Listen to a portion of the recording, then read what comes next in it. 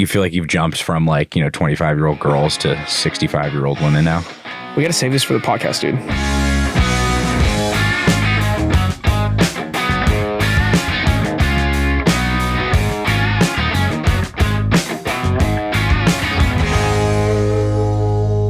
What's up, guys? Chris Rudiger here. We are back. New episode. This next guest is a good friend of mine. He's been around music since... Are we? I guess we're friends. Are we acquaintances, friends? No, we're definitely friends. We're going to say friends. Here's the deal. You've seen me too drunk not to be friends. I was going to say, we've had our fair share of shots in Nashville. You're actually one of like the only people I feel like that I know that was like actually born and raised in Nashville. Your dad, Marcus, absolute legend, writing songs for Tim McGraw, Rascal Flatts, Dixie Chicks. And then all of a sudden, the son comes out into the world. What do you have, like 150 million streams, I think? I'm just going to say like 180, but who's counting? Okay, we're going to go for 180. He did just fact check me on that. Dude, you have an awesome song with Walker Hayes out right now called Paying For It, which we're going to talk about. And you just signed a big record deal, which I also want to talk about. I feel like you and I have been trying to have this conversation for a while, and here we are live in the studio. Please welcome Levi Hummon. Thank you. We need like we need the claps. Yeah. Let it be known also that I was a last second call. I was like, you're like, nobody else will come here. Yeah. Levi, will you do this? And I was like, I mean, yeah, I guess. Thank you for outing me. I do not have many friends in Nashville, and I was like, hey, Levi, I'm a loser. I need somebody on my podcast. I'm the today. last call that Chris will make.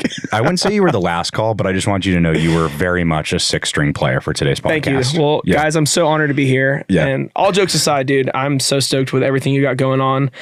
I literally just got back from a 5-day bachelor trip, so if my voice sounds absolutely trash, that's why. Fair enough. And I feel like we should just make that very clear to everybody. Yeah, get it out in the oven earlier. I love it. Where was the bachelor trip? The bachelor trip was Floribama. At Floribama? It was like next door to Floribama. Wow. In Pensacola. Have you played Floribama? I played that back in like 2018. Wild venue. Yeah. It was wild. We were there for like a Halloween party. It was super fun. But yeah, the biggest like train wreck of that entire experience was we took this 8-hour boat trip in the middle of a storm, and to this day, like literally 5 days later, I feel like I'm on the waves. You're still wobbling a little bit. The seasickness. You're from Massachusetts, so you probably feel fine. Like going on. I'm used to it, dude. That's like a normal day for me in the summer. But dude, yeah, man, thank you for always being willing to hop on and do shit. But you got a ton going on. Yeah. Re-recording of Paying For It. And you just signed a record deal. Yeah. How's it feel? Dude, the record deal piece has been something that's been in the works for me since almost 2017. So when I came back to Nashville after college, I signed with Big Machine Records, and I had like one demo out at that point. So that was like my first ever song like recorded ever. And I signed a record deal like immediately. And then I played catch up for about 1.5 years and then parted ways with that label. And has spent the last 6 years being independent and trying to find, who I am as an artist, where I want to be. And I've now connected with the Jonas Group, which is Kevin Jonas Sr., the Jonas Brothers, Phil Guarini, who you just met with. Yeah, Phil's the man. And that whole team over there, dude, and they're amazing. Signed a management deal with them, and we just started talking about records. And it's like, what does a record deal look like in today's day and age? Like, what does it look like to sign something and be progressive and be exciting and also be kind of forward thinking? And I feel like this is like the exact crew that's down to push the limits, both like social media wise, like what does radio look like today? What do DSPs look like? So I'm really excited. And I think to do the re-record of Paying For It was like the ultimate first step in this process. Yeah.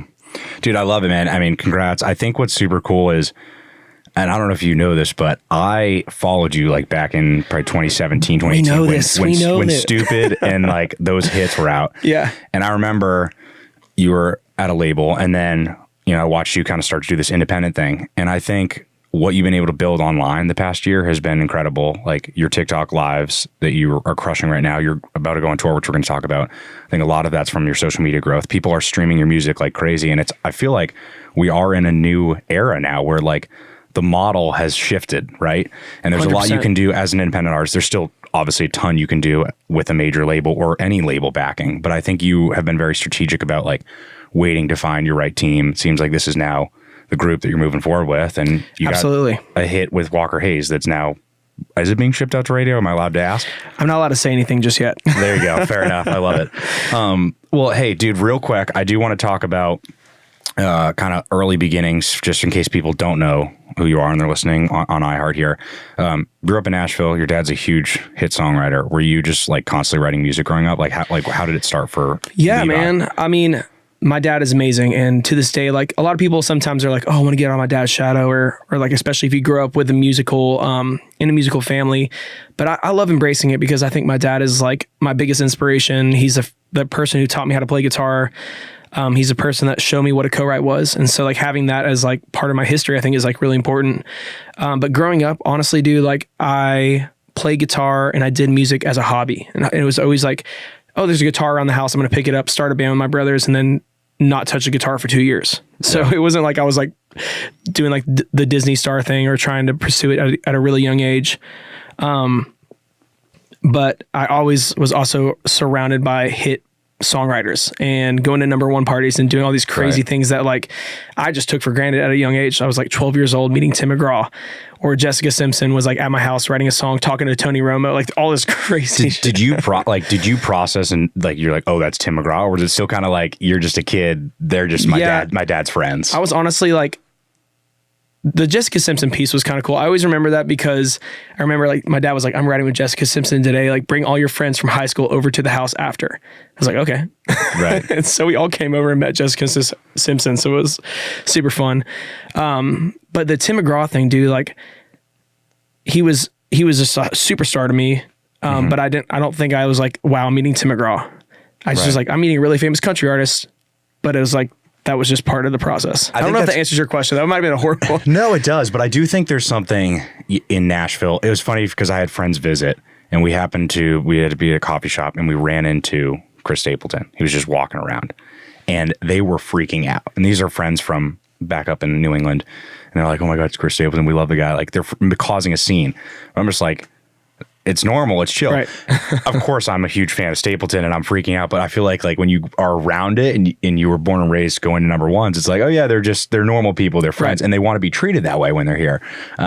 So I think like, I don't know, there's probably a coolness to that of like, maybe Tim actually did appreciate the fact that you and, your dad are just homies. And I will say this though. I, as a songwriter, I got one of my songs was recorded by Tim McGraw. And I got to open up for him up in Soaring Eagle, Michigan.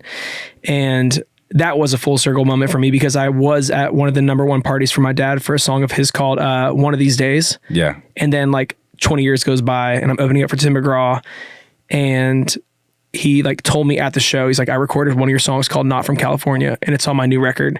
And I was like, oh my God. That is amazing. You're like, I was the kid at that number one party when I was 12 and now I'm writing songs for you. And I legitimately, like threw me back into that moment. So it is like that though, for sure. It's like in Nashville, we're so used to it. And honestly, we're probably oversaturated and probably numb to it a little bit, whereas everybody else is like still blown away. But it is interesting growing up in Nashville. I think that is a huge part of like my personality and like where I come from. And I definitely like rep it pretty hard. I mean, geez. I normally see you in a Nashville shirt or it's a Titans shirt or soccer shirt. I feel like you go to the Titans games a lot. I do. I haven't been to one this year. I'm also like really sad about the Titans because we're kind of terrible. Although this new quarterback, I know this Will Levis guy is kind of nice. Oh my God, 4 tutties. Yeah, we were sitting there. Ago. That's why I lost my voice. I was like, yeah.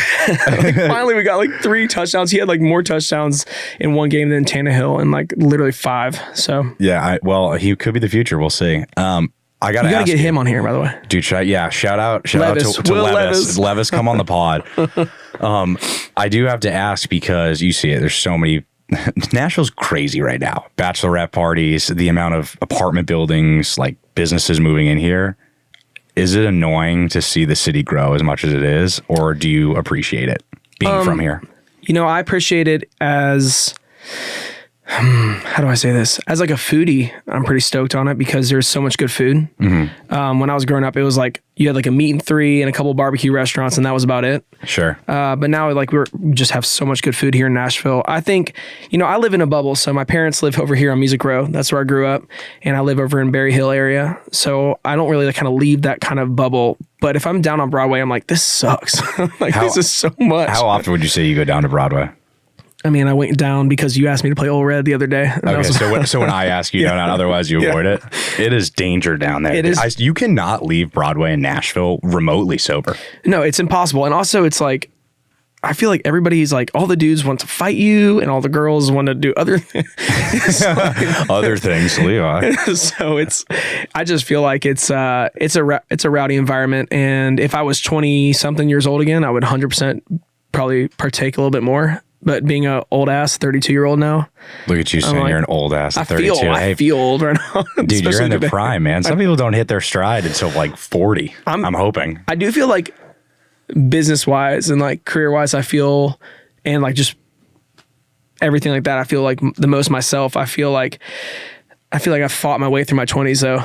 I mean, both in music and also just like the culture of Nashville. Just like really, it was like I lived it up for like literally a decade. Yeah. I mean, Nashville is an amazing place. I think there's a ton of distractions when you come here and you're trying to pursue your artistry. Of course, there's partying and a bunch of beautiful girls and other opportunities and things. But I think like part of the process is also just like going with that, living your life, writing about those experiences. Right. And then now you're in a place where like you're a seasoned writer. You now have an awesome team behind you. Like, I feel like this is, I don't want to say it's the start of your career. It's just like it's the next chapter, right? Absolutely. And I think it's legitimately 10 years almost to the day that I moved back from college and really started to pursue music. And I feel like I'm just now at step one. And to think about that, it's like, wow, 10 years, it really is a 10-year town if you think about it, because I had to learn so much. Even though I grew up in Nashville, I never really pursued music. And it's just like, all that time flew by, and I feel like today I'm taking my first step as an artist. And it's crazy to feel that way. That's amazing, dude. We're going to be right back here on the 615 House Podcast. What's up, guys? We're back here on the 615 House Podcast. Good friend of mine, Levi Hummon, in the studio. And Levi, you put out a song with Walker, Paying For It. You got a bunch of new music coming out. You're going on tour this winter, right? It's a headlining tour.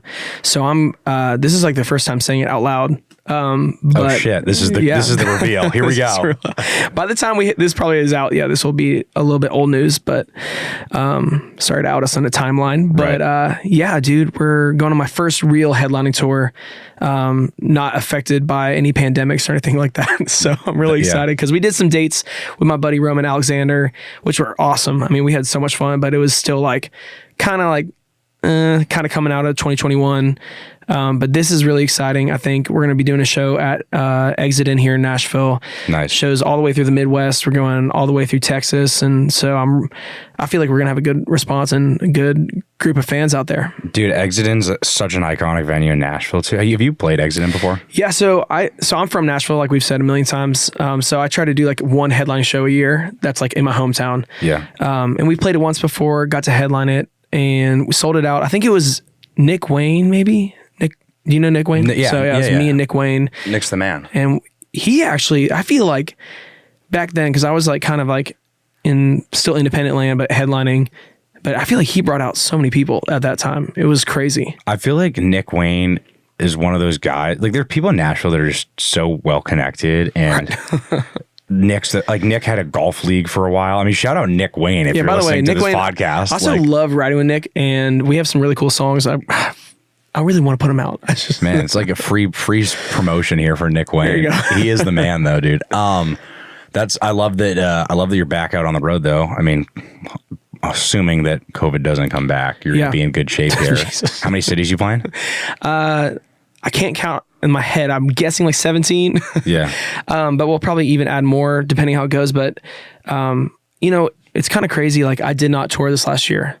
Kind of intentionally. I felt like 2022 we toured a little bit, but I wanted to rebuild my team, so I left my old management, signed a new publishing deal, signed a new management deal, and as of 2 weeks ago just signed a record deal. So I feel like I toured 9 years of my life straight, just almost every weekend gone. Took a year off for the first year, and I feel like this has been almost my most successful year in terms of just numbers and growth. And so I feel like it's going to be really interesting to see kind of what's out there. And we played like one show in Athens, Georgia, and I thought there was going to be like 100 people maybe. There's like 2,000 people there. That's Athens, Georgia for you. Yeah, You but I was cannot like- go to Athens, Georgia and leave sober either. Yeah, I will say this. It was also a frat party. So, but I was like, it was still Yeah. like, I've been to frat parties before and there was like a couple people. Sure. And I'm not saying there's going to be 2,000 people at every show, but I am saying that there is probably a kind of new crew of fans and I'm really excited to meet them in the real world. That's awesome. I have to say about the frat thing, I think Okay, playing, frat boy. First of all, you. I am a frat boy, and I've booked these shows before. I think playing fraternity parties is one of the most hilarious experiences you can have as an artist because you show up and you either get 100 or 50 people, a broken sound system, a wobbly stage with like Busch Light cases up and down, or you get like a 2,500 person amazing lit show with like the best sound system ever in production. You're like, okay, it's literally one or the other, you know? That was a 2,500 people. It was crazy. And everybody like paying for it. People knew the words and, Good Riddance and a couple other songs. But I've also done things in like Cincinnati where it was like in the sweatiest dungeon I've ever been in. People are like smoking cigs on stage, just like, oh yeah, play Freebird. Right. It's You're like, why am I here? Kind of what I expect every time at this point. Yeah. If you set the bar that low, then good, only good things will come. My band always makes fun of me because I'm super optimistic in my life. Like I'm always like it's all going to work out in the end. But right before a show, every show, I'm like, nobody's going to show up. I'm like, not even one person's going to show up. And I was even at like a full on sold out show that's already been there. I'm like, man, there's going to be a storm. People aren't going to come. Right. They've changed their minds. Dude, that's one way to do it though, right? The reverse psychology of like, all right, this is just going to suck and then everything's great. Everything is, I always tell myself that. Hey, for your benefit, I hope that your tour doesn't suck. Again, Levi Hummon's on tour. Thank you. Get your tickets if you're listening to this so that Levi doesn't have to play for two people. Hey, but also if you want to come out to the shows, let's go. Follow me on TikTok. Follow me everywhere so we can link up. As you should. Speaking of TikTok, that was a great little segue. You go. Every time I open the app, upper right corner, Levi Hummon is now live. But jokes aside, I respect your hustle and your grind because you have been able to build a really awesome following, not just on TikTok, but across socials. And I see that you're very active with your content. It's consistent. I think it's quality. Like, talk to me a little bit about like your process with social media.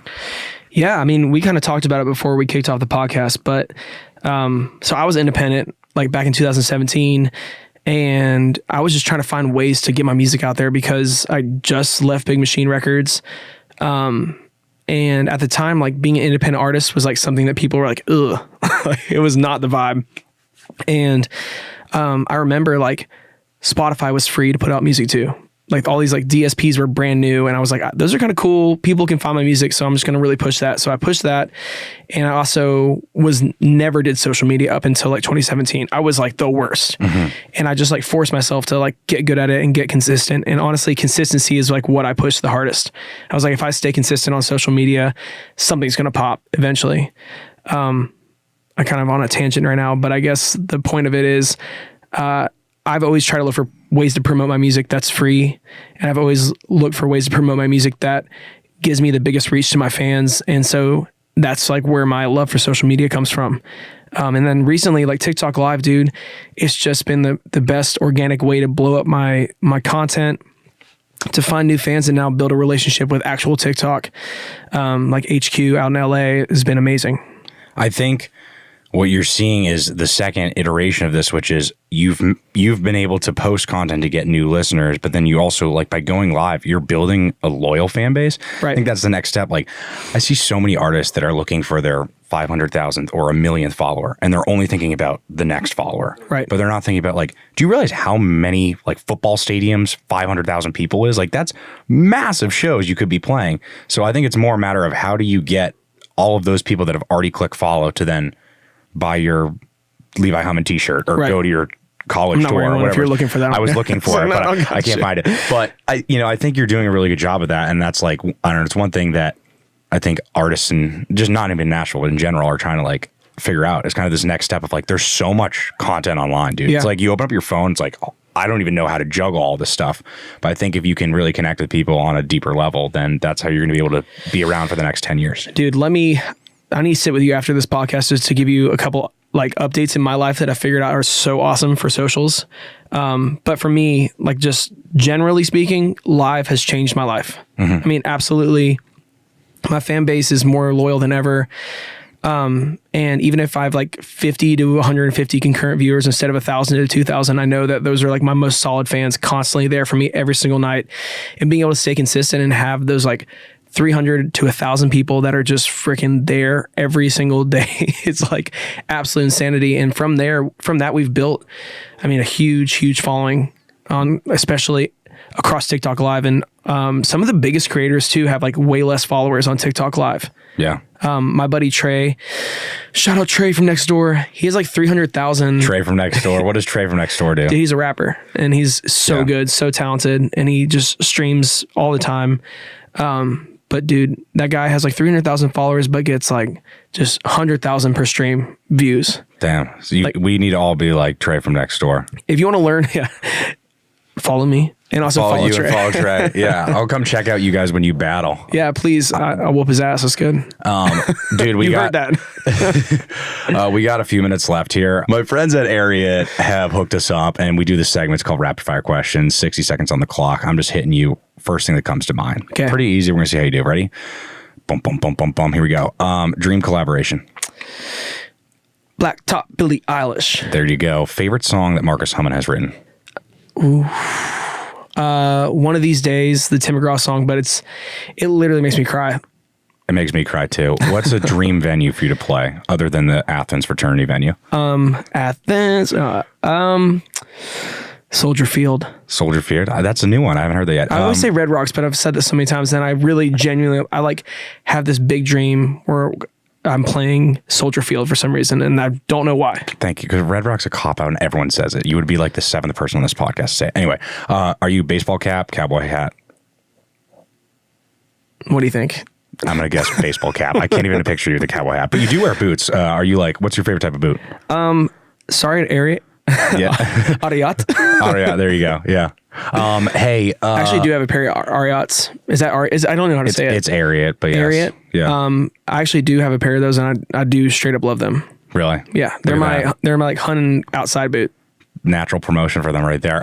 Last question. Favorite fast food place? Favorite fast food place? Favorite fast food place? Chick-fil-A. Oh, that was quick. And Chick-fil-A sauce? Polynesian and Chick-fil-A sauce. Mixed together. Yep. That's what it's about. 60 seconds presented by Ariat. Look at that. Levi Hummon in the studio, dude. Anything we missed, man? I feel like we've just been like crushing it. You got new music. You got a new tour. New tour, new management, new label, new music, new... That's about it. New tattoo. Really? Got some new tattoos. That was actually one thing I did want to ask you about. How many tattoos you have? I think I'm up to like 35.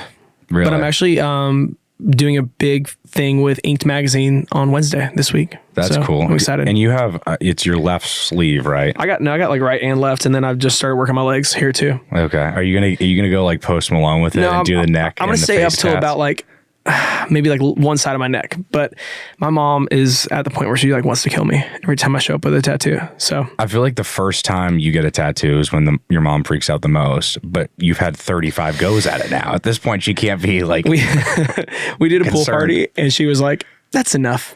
It's like, what is enough? She's like, that's enough tattoos. Yeah. 35 is when she really was like, all right, we need to talk. I love it. Levi Hummon, guys, check out his new song, Paying For It with Walker Hayes. He's got new music coming out next year. Dude, pumped again about your record deal. I'm excited. I'm gonna come catch you at Exit In. Hopefully I'll be able to go to some other shows on the road, especially if they're in college fraternity. Sounds like a pretty good time. I think you'll have a great time. I know that. I know that about you. Yes. Almost more than anybody. Really? Look at that. I love that. Dude, for real, keep crushing it online. And I can't wait to hear all this new music. Thank you.